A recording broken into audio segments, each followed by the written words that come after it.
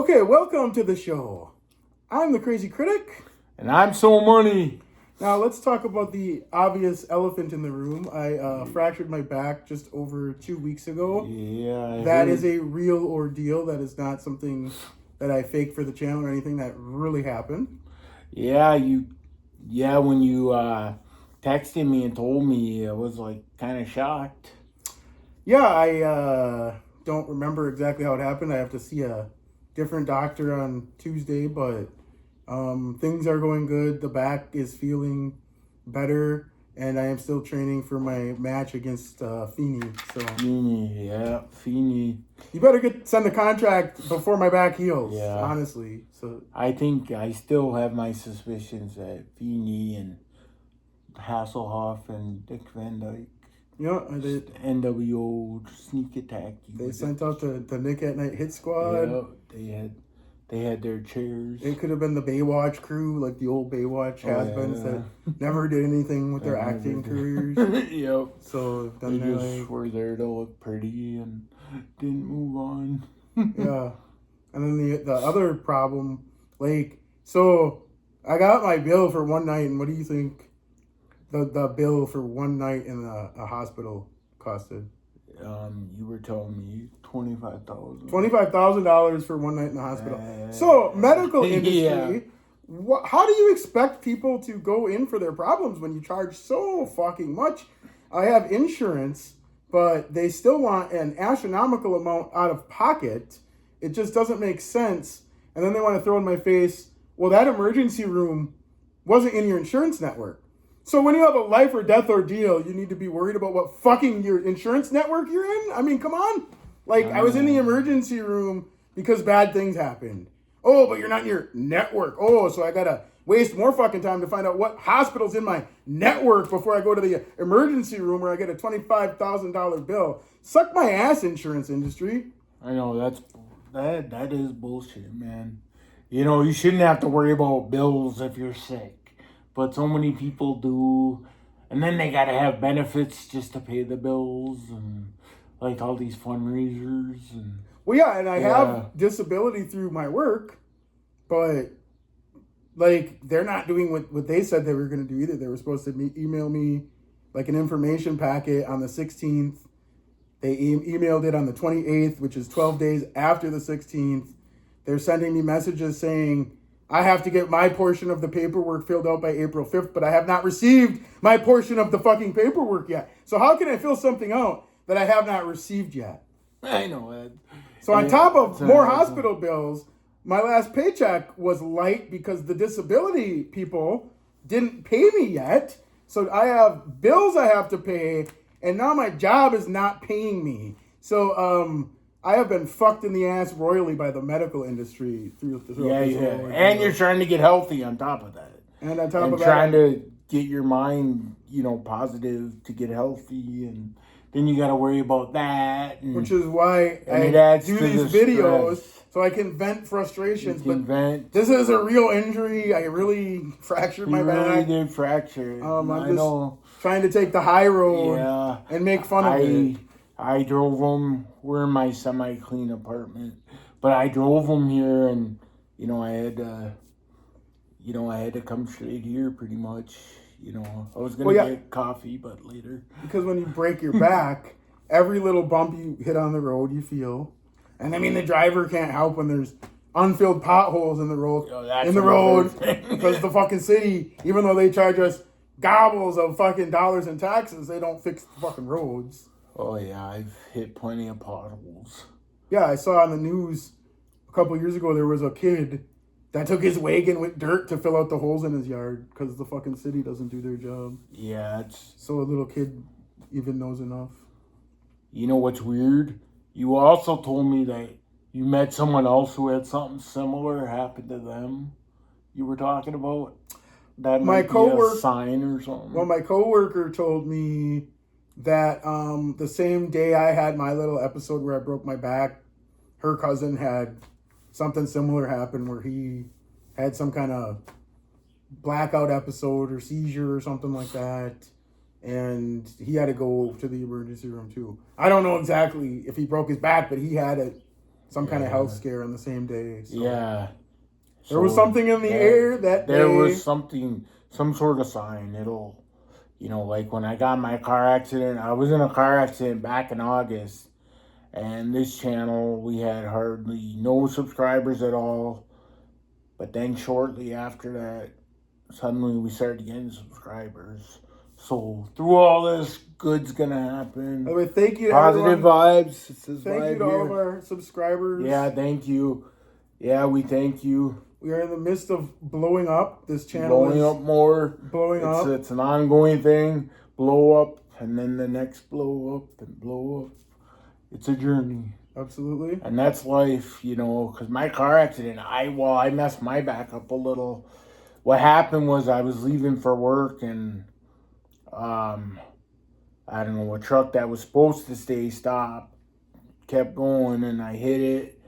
But it hurt my back too, and I mean, not like yours, but it's still, I couldn't, I tried to work out like a few days later, and I just couldn't do it, and then I kind of got off the working out, but speaking of working out, there was someone that decided to come onto one of my videos. Oh, yeah. And make a comment about how I don't work out. Well, mister, before this back incident, I only worked out about 6 days a fucking week. So suck my ass. I will challenge you to feats of strength once my back heals. I will be able to do more push-ups than you within a month after this heals. I'll be able to run farther than you within a month after my back heals.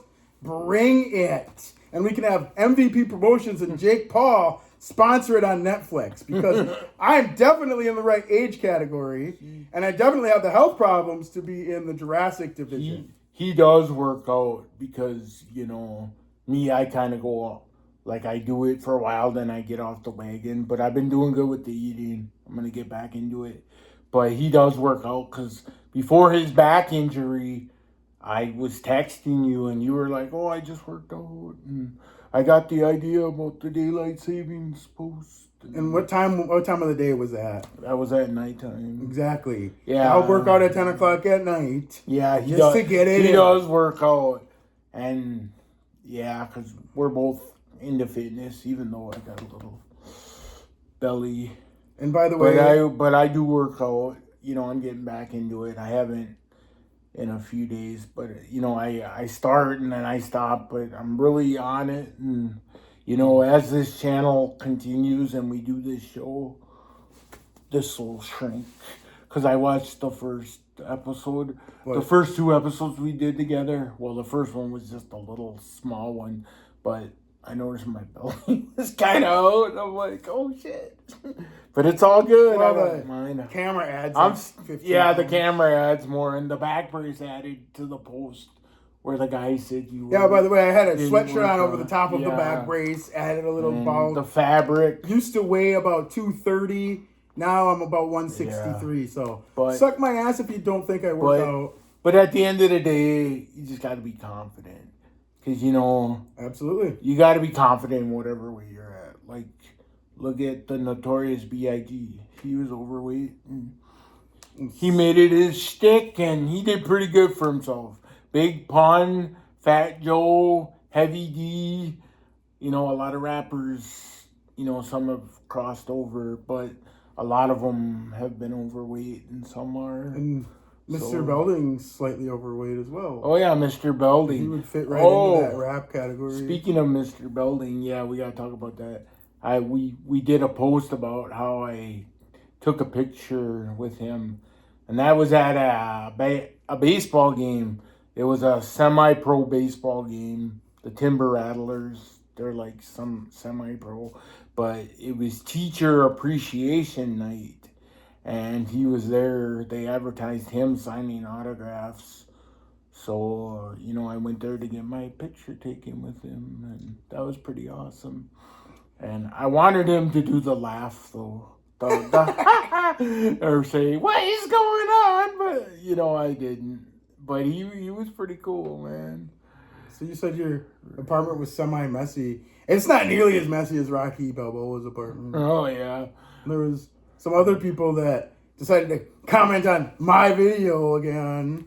And and say that Rocky Balboa wasn't dirty. I don't understand what you mean. Rocky Balboa was absolutely a dirty asshole in the first movie. Yeah, I don't think he ever cleaned his apartment. His apartment was he never changed his clothes. Kind of messy. He drank out of the same dirty glass every day. He never did the dishes. He had the cool tiger jacket though, and the hat. Yeah, the fedora. Because hat. in the second movie, when he finally got paid, instead of investing in a new sweatsuit and new workout equipment, he bought a leather jacket with a tiger on the back. Yeah, that's on the second one. He bought Adrian and Paulie watches instead of investing in workout, fitness, clean workout equipment. Yeah, you would think. And the gym he worked out, it was down and dirty. Because in Rocky 3, what happens when he gets cleaned up? Yeah. Rocky cleans his act up, and what happens? He loses to Clubber Lang. Yeah, because Apollo Creed took him to a grungy gym to get him back to his roots. Once he got back to the roots of being dirty, training in a grungy gym, training in the nasty sweatsuit, then he wins again. So his success correlates to how nasty he is. He smells bad when he goes in the ring. His opponents can't deal with the smell. Not because he does sit-ups. Like on Rocky 4, he does sit-ups on the above the staircase or whatever. Like, yep, and he's not on steroids at all to have that physique. Nope. But they show Drago with the steroids. He's doing all the fancy gym equipment. And then also, what I find odd about Rocky 4 is he runs up a mountain to train. You're not running up a mountain to train. I'm sorry. You're just not running up that mountain. That looked like Mount Everest. You're not running up that mountain. He wanted, well, if you watch that, there's like 2 training montages in that movie. There's one with I think the Hearts and Fire song.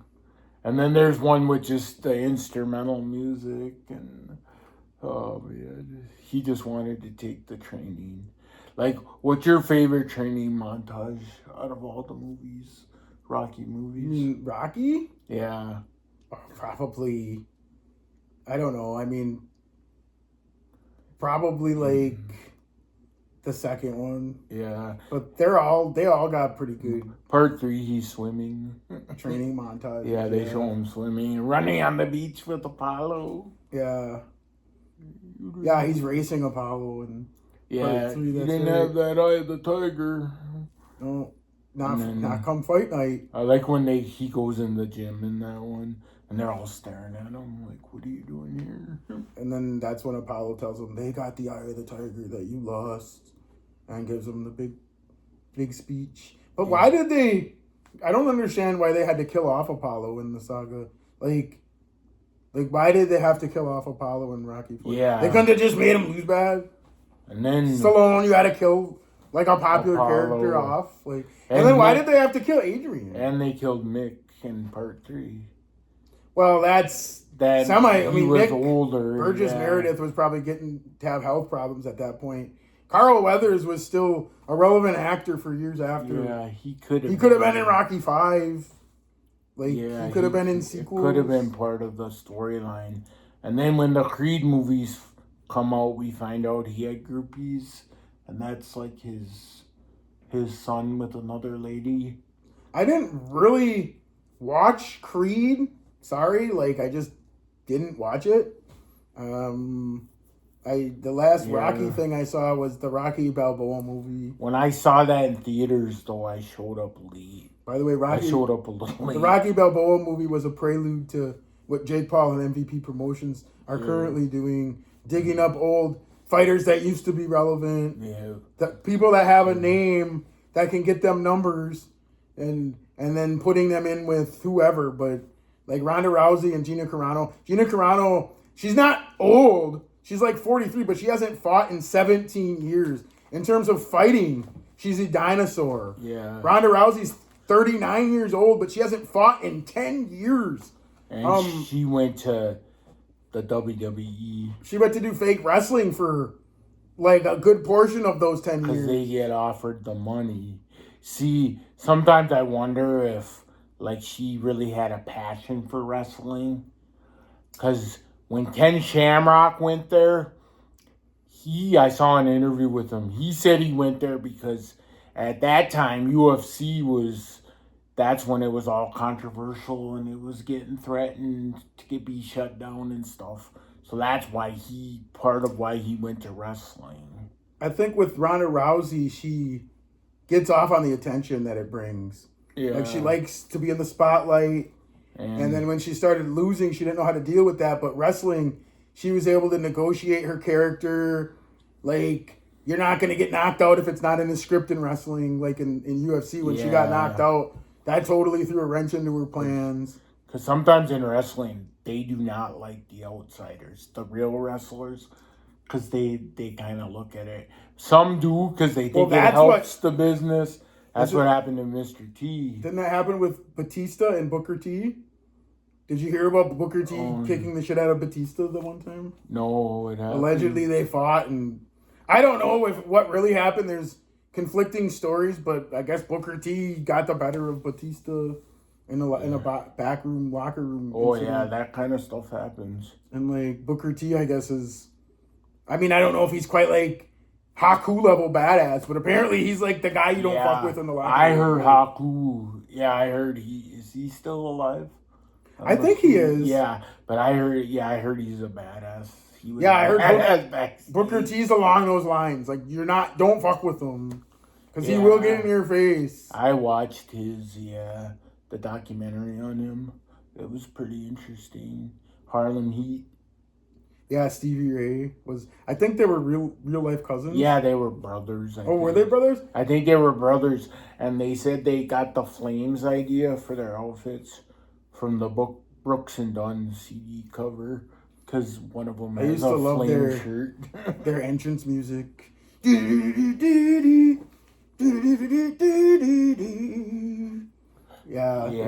Their theme music was badass. And then Booker T with the... I kind of remember it. Booker T with the spinneroonie. That was badass. Oh, yeah. He did the breakdance move. They talked about that in the documentary. He does, like, the breakdance backspin move. Yeah. Yeah, that's pretty awesome. Speaking of Booker T, guys that would get in your face in the locker room, I guess, like Terrell Owens when he was in the NFL. Like, if you confronted him, he would fight you. Like... Oh, I believe it. Yeah, he was... I think he legitimately got in a fight with Hugh Douglas when he was with the Eagles. And Hugh Douglas plays on the defensive line, just to give you context. And Hugh Douglas tried to, like, get in his face, and apparently it didn't go good for Hugh Douglas. Like, apparently T.O. got the better of Hugh Douglas in a scrap. Can you imagine all the drama, locker room drama in all the sports? And well, that's why T.O. didn't last in Baltimore, by the way. Because you got Ray Lewis in that locker room. Yeah. And you know what Ray Lewis does. I just remember he used to sign autographs for a kid in the crowd. Who was that? Terrell Owens. Yeah. He had, like, bought a pen. And, you know... But now if they do that, we can't have that showboating and all that he was stuff. One of the guys, he was getting in trouble for showboating. Yeah. Because he was the one that did the thing on the Star. The Star, yeah. Yeah, the cow. And then he got tackled. Yeah. He was trying to showboat. But his response, I play with passion. But there was a lot of showboaters. Another one was, what's his name? Deion Sanders. Oh, fuck yeah. I remember back in the 90s, I was watching his son is the quarterback for the Browns now, by the way. Yeah. I remember watching a documentary. Or no, it was one of those, like, 2020, a show like that. This was back in the 90s, but it was about, like, showboating in sports. And they showed Deion Sanders after he got a touchdown. He did a dance because they have all the reporters, like, all in line with their cameras. He did this dance going down the camera, and they're like, people care more about that than the actual touchdown. And they're talking about his bandana. I think, like, that showboating, I think that made the game better. I think so, too. And also... It makes it more fun. Like, they talk about you offend someone or something. I mean, I don't know, these guys make millions of dollars. They get over being offended. Yeah. You get paid. And then the fans that don't like it, guess what? There's this thing called a remote control, and you can change the fucking channel. You don't have to watch it if you don't like it. Exactly. But to sit here and complain about everything, if you don't like something, let's just think out of the box here. Turn the fucking channel with your clicker. Exactly. If you don't like, the NFL, it's just like basketball. Like the WNBA. They used to trash talk. I didn't really care for that. I don't really care for regular NBA anymore either. So guess what? I don't watch it. Yeah, it's not this. They don't do a lot of dunking like the old NBA, like in the 90s. It's all shooting now. Yeah, it's more shooting but there was a lot of trash talking back then. Like when teams played, they really, there was real rivalries back then. Absolutely. Like the Bulls and the Pistons and yep, the Lakers and Celtics. Yeah, the Lakers and Celtics. The Bulls and Pistons had a pretty bad rivalry. The Bulls with a lot of people. Well, I remember the Bulls because that's when I was a kid. Yeah, I hated Michael Jordan, but damn, was he the best player ever? Yeah, he was. He was. But do you want to know the reason I hated Michael Jordan? Because he was so good. No, I mean kind of, but the main reason, this is gonna sound kind of dumb, but he played for Chicago, and I like the Green Bay Packers, who are sworn enemies of the Chicago Bears. So just because he played for a Chicago sports team, I hated him. Him winning all the time didn't hurt, but I hated him because he played for Chicago. I watched that big documentary about the Bulls. The Last Dance. Not to Save the Last Dance. The Last Dance. That's a movie. That's a movie. My sister. Julia Stiles. Anyway, it was The Last Dance, and I thought it was good, but then later on I saw an interview with Pippen, and I kind of agree with Pippen. He said they made the documentary more about just Jordan when it was a team, which I can understand. But Jordan made the documentary. But at the same time, Michael Jordan made that documentary. Yeah, Scottie Pippen could make a documentary of his own. Of course, it's going to be a little. Yeah, I see both ways. So Jordan is like, because Jordan was this master business person, and probably way back then was thinking he was going to do this. He knows business. So, but Pippen could have done some of that. Yeah, Pippen could come out with his own.